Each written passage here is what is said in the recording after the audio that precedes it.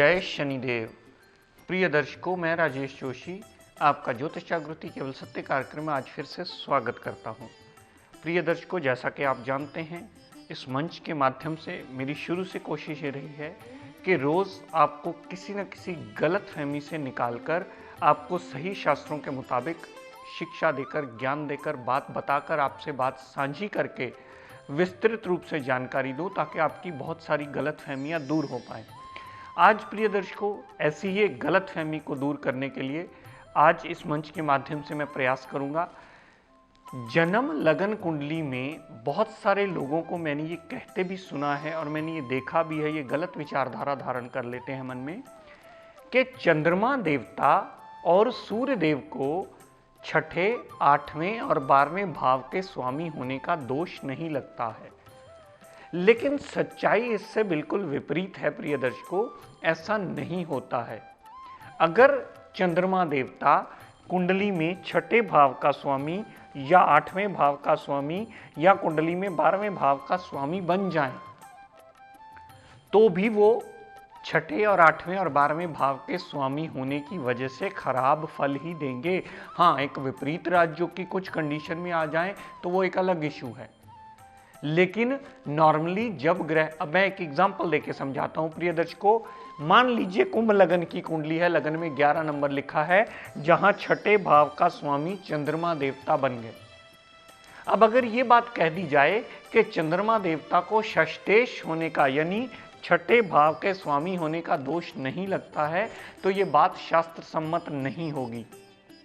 मैं जनरली एक सवाल आम सब लोगों से जानना भी चाहूंगा, पूछना भी चाहूंगा कि क्या कुंभ लगन वाला व्यक्ति कभी छठे भाव के, अगर चंद्रमा ने खराब रिजल्ट नहीं देने, तो क्या वो कभी बीमार नहीं होगा?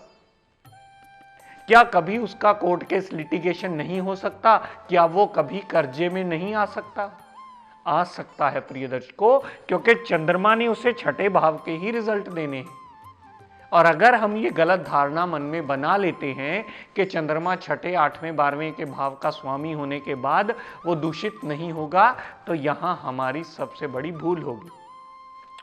दर्शकों, बात करूं मीन लगन की, जहां लगन में 12 नंबर लिखा है, मीन लगन की कुंडली जहां छठे भाव के स्वामी सूर्य देव बनते हैं। तो अब प्रिय दर्शकों सोच के देखिए, पूरी दुनिया में ये चीज की बात को मैं साझा करना चाहूंगा, क्या मीन लगन वाले कभी बीमार नहीं होंगे? क्योंकि छठे भाव का स्वामी जो है वो सूर्य देव है, तो सूर्य देव को दोष नहीं लगता। क्या मीन लगन वाला कभी बीमारी से ग्रस्त नहीं हो सकता? कभी उस पर कर्जा नहीं आ सकता? आ सकता है। जब भी सूर्य देव की खराब दशा, अंतरदशा मीन लगन वालों पर चलेगी, तब उनको कितना कष्ट होता है या कितनी दिक्कत परेशानियों का वो सामना करते हैं, आप स्वयं उनसे पूछ सकते हैं, उनसे देख सकते हैं। तो ये बात निराधार हो जाती है कि सूर्य देव और चंद्रमा देवता को दोष नहीं था। बात करूं 8वें भाव की प्रिय दर्शकों, धनु लगन की अगर कुंडली हम बनाएं, यानी लगन में 9 नंबर लिखा हो, तो यहां 8वें घर में 4 नंबर आता है। और अगर हम ये बात कह दें कि चंद्रमा को अष्टमेश होने का दोष नहीं लगता, तो बात पूर्णतः गलत हो जाएगी। क्यों? क्योंकि 8वां घर हम मृत्यु स्थान मानते हैं। तो इसका मतलब यह हुआ कि जो धनु लगन में पैदा हो गया वो सदा के लिए अमर हो गया, क्योंकि चंद्रमा ने तो उसको मृत्यु देनी ही नहीं है, क्योंकि चंद्रमा 8वें के फल नहीं देता। क्या ये बात आपको सत्य लगती है? अगर हम ऐसा सोचते हैं तो हमारी सोच का तरीका गलत हो जाता है प्रिय दर्शकों, वो शास्त्र सम्मत नहीं रहता। क्या धनु लगन वाले सदा अमर रहते हैं? नहीं। जब चंद्रमा की दशा अंतरा मृत्यु तुल्य कष्ट देने में आती है तो वो कष्ट देती है। उनको भी 8वें घर के स्वामी होने का दोष लगता है। हाँ, एक विपरीत राजयोग की 6, 8, 12 की कुछ अलग कंडीशन हो जाए तो वो थोड़ा पॉजिटिव जरूर हो जाता है, उसकी अलग कंडीशन। लेकिन चंद्रमा को 8वें घर का स्वामी होने का पूर्ण दोष लगता है वो जब भी दशा अंतरदशा में आता है, जातक की वो दशा अंतरदशा कष्टकारी निकलती है। अगर मैं मकर लगन की बात करूं, लगन में 10 नंबर आ जाते हैं, 8वें घर के स्वामी यहां पर 5 नंबर आता है, तो 8वें घर के स्वामी सूर्य देव बनते हैं। तो मकर लगन की कुंडली में प्रिय दर्शकों नोट कर लीजिए, जब भी सूर्य देव की दशा अंतरदशा चलेगी वो सदैव कष्ट देती मिलेगी, 6, 8, 12 में एक विपरीत राज्यों की कंडीशन के अलावा। हमेशा जब भी मकर लगन वाला जातक सूरज की दशा अंतरदशा झेलेगा उसकी परेशानियों में बढ़ोतरी होगी, जिसको आपको सही रेमेडीज करके कम करने की एक नियम और आदत बनानी होगी। तो कहने का तात्पर्य मेरा सिर्फ इतना प्रिय दर्शकों, अगर चंद्रमा देवता 8वें घर के स्वामी बन जाएं तो इसका मतलब ये नहीं होता कि वो लगन वाला सदा के लिए अमर हो गया या उसकी जिंदगी में कोई कष्ट और ऑब्स्टेकल्स आएंगे ही नहीं। उसे भी कष्ट आते हैं, उसे भी ऑब्स्टेकल्स आती हैं और उसकी भी मृत्यु होती है। ये अटल सत्यता है, इसमें कोई इफ एंड बट या दो राय नहीं है। दर्शकों बात करूं 12वें घर की, अगर सिंह लगन की कुंडली हो यानी लगन में 5 नंबर लिखा हो और यहां 4 नंबर राशि चंद्रमा देवता की आती है, यानी 12वें घर के स्वामी सिंह लगन की कुंडली में, मैं लगन कुंडली की बात कर रहा हूं प्रिय दर्शकों, जहां सिंह लगन की कुंडली में 12वें घर के स्वामी चंद्रमा देवता बने, तो क्या सिंह लगन वाले जातकों का कभी खर्चा नहीं होगा? क्या सिंह लगन वाला जातक कभी विदेश जाके सेटल नहीं हो सकता? क्या सिंह लगन वाला जातक जो 12वें घर के रिजल्ट हैं वो कभी जेल यात्रा नहीं कर सकता? करता है प्रिय दर्शकों, जब भी खराब दशा अंतरदशा आती है वो सब करता। तो हम ये कैसे कह सकते हैं कि 12वें घर के स्वामी होने का उसे दोष नहीं लगता, पूर्णता लगता है। जिसकी भी सिंह लगन की कुंडली में चंद्रमा की दशा अंतरदशा चल रही हो उससे पूछ के देखिए कि उसकी कितनी दिक्कत परेशानियों में बढ़ोतरी होती है और वो खर्चों से कितना परेशान रहता है। फिर आप स्वयं निर्णय कीजिएगा क्या ये बात सही है और इसमें कितना सत्य है। अगर प्रिय दर्शकों बात करूं कन्या लगन की, यानी विर्गो असेंडेंट, यहां लगन में 6 नंबर लिखा हो और 12वें घर में 5 नंबर लिखा हो, यानी 5वें घर का स्वामी सूर्यदेव बने, तो क्या सूर्यदेव ऐसे जातक को 12वें घर का कोई नेगेटिव रिजल्ट नहीं देंगे? क्या ऐसे जातक के कोई खर्चे नहीं होंगे? क्या ऐसा जातक कभी विदेश सेटल नहीं हो सकता? क्या ऐसा कन्या लगन वाले सारे जातक कभी जेल यात्रा नहीं कर सकेंगे? करते हैं प्रिय दर्शकों। क्यों? क्योंकि वो ग्रह 12वें भाव के रिजल्ट भी खराब देता है, क्योंकि उसके पास डिपार्टमेंट ही गलत है। अगर डिपार्टमेंट गलत हो जाए तो उसके रिजल्ट्स में कमी आती है, जब तक कोई प्रॉपर थ्योरी ना अप्लाई हो जाए तब तक। दर्शकों बात करूं मिथुन लगन की, लगन में ही 3 नंबर लिखा हो, यानी मिथुन लगन की कुंडली बन जाए तो सूर्यदेव तीसरे भाव के स्वामी बनते हैं, तो क्या उनको तीसरे का दोष नहीं लगेगा? लगेगा प्रिय दर्शकों। जब भी सूर्य की दशा अंतरदशा चलेगी मिथुन लगन के जातक को हमेशा नॉर्मल से ज्यादा मेहनत करना और खपना पड़ेगा, और वो मेहनत करने के बाद भी अपने सही ढंग से रिजल्ट्स नहीं गेन कर पाता, क्योंकि मिथुन लगन वाले जातकों के लिए सूर्यदेव एक मारक ग्रह बन जाता है, क्योंकि वो मेहनत का डिपार्टमेंट लेता है। और ज्यादातर लोग इसी वजह से आते हैं कि सर मेहनत तो बहुत कर रहे हैं लेकिन रिजल्ट नहीं मिल रहे, और जब उसके रिजल्ट्स में कमी आती है वो फिर किसी ज्योतिष विद्वान का सहारा लेता है और अपने उपाय करके अपने जीवन यापन को आसान करने की कोशिश करता है।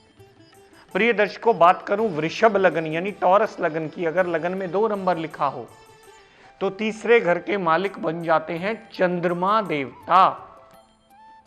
किसी भी जातक की अगर टॉरस लगन की कुंडली हो और उसकी चंद्रमा देवता की दशा या अंतरदशा चल पड़े, वो भी सदैव जातक को हमेशा खपाती ही मिलेगी, क्योंकि चंद्रमा देवता वृषभ लगन में एक मारक ग्रह होते हैं। और प्रिय दर्शकों मारक ग्रह का मतलब ये नहीं होता कि मारने वाला, मारक ग्रह का मतलब होता है कष्ट देने वाला, बिना कारण के खर्चे बढ़ाने वाला, हर चीजों को देरी से करने वाला, इनपुट के बाद प्रॉपर आउटपुट के सही रिजल्ट्स ना देने वाला, फजूल के खर्चे बढ़ाने वाला, मेंटली डिस्टर्ब करने वाला, रिलेशंस में खटास लाने वाला, ये सारी चीजें मारक ग्रह से जोड़ी जाती हैं जो जिंदगी के जीवन को जीने में कष्टकारी होती हैं। और यही प्रॉब्लम्स लेके लोग आते हैं, सर खप तो बहुत रहे हैं जी, रिजल्ट नहीं मिल रहा, सर पैसा आता तो बहुत है, जाता कहां है पता ही नहीं चलता। तो आप सोच के देखिए प्रिय दर्शकों कि क्या उस जातक को जो वृषभ लगन का है, क्या उसको चंद्रमा के नेगेटिव रिजल्ट नहीं मिलेंगे? अवश्य ही मिलेंगे। तो यहां हमें हमारी सोच के तरीके को ठीक करना पड़ेगा। जिस ग्रह को जो डिपार्टमेंट मिला है वो उसके रिगार्डिंग ही हमें रिजल्ट देगा। अगर उसको 6, 8, 12 का गलत डिपार्टमेंट मिला है तो वो गलत ही रिजल्ट देगा। हाँ, विपरीत राज्यों की एक अलग कंडीशन है, उसमें हो सकता है वो पॉजिटिव हो जाए, लेकिन वो बहुत रेयरली होता है, उसको सही ध्यान से विवेचन करके ही जानिएगा। लेकिन ये गलतफहमी आपको दिमाग से निकालनी होगी कि 6, 8, 12 का सूर्य और चंद्रमा देवता को दोष नहीं लगता। हर मीन लगन वाला भी बीमार होगा, हर कुंभ लगन वाले को भी रोग परेशान कर सकता है, कोर्ट केस लिटिगेशन हो सकता है जब भी चंद्रमा की दशा अंतरदशा आएगी। हर धनु लगन वाले की भी मृत्यु होनी निश्चित है, क्योंकि चंद्रमा 8वें घर का स्वामी बन गया। इसलिए ये नहीं है कि वो 8वें घर के रिजल्ट देगा ही नहीं कभी, तो इसका मतलब 8वें घर से हम मृत्यु देखते हैं तो मृत्यु कभी होगी ही नहीं। अगर हम ये विचारधारा रखते हैं तो इस मूल विद्या के नियमों की अवहेलना हो जाती है और हमारी कैलकुलेशन में बहुत बड़ी मिस्टेक होती है। जिस ग्रह को जो डिपार्टमेंट मिला है, यानी जिस घर का वो स्वामी है, वो वैसे ही रिएक्शंस और वैसे ही रिजल्ट हमें अपनी दशा, अंतरदशा, प्रत्यंतरदशा में देने वाला है, और इसी के उपाय करके हमें उसको स्टेबल रखना होता है। और अगर हम ये सही ढंग से समझ जाएंगे, क्योंकि ये समझने के लिए आपको हर लगन कुंडली के योग कारक ग्रहों को और मारक ग्रहों को समझना होगा। अगर इस मंच के माध्यम से भी सीखना चाहें, क्योंकि अब तो 1000 से ज़्यादा एपिसोड्स हो चुके हैं और सारे के सारे लर्निंग के हैं, आप ये विद्या सीखकर सही दिशा समझकर अपनी कुंडलियों का स्वयं ही विवेचन कर सकते हैं। तो ये समझ लीजिए कि कुंडली में योग कारक ग्रह कितने हैं और मारक ग्रह कितने हैं।